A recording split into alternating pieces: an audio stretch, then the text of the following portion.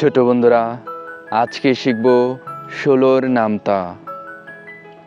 16 একে 16, 16 দ্বিগুণে 32, 3 16 48, 4 16 64, 5 16 80, 6 16 96, 7 16 112, 8 16 128, 9 16 144, 10 16 160।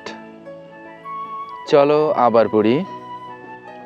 16 একে 16, 16 দ্বিগুণে 32, 3 16 48, 4 16 64, 5 16 80, 6 16 96, 7 16 112, 8 16 128, 9 16 144, 10 16 160।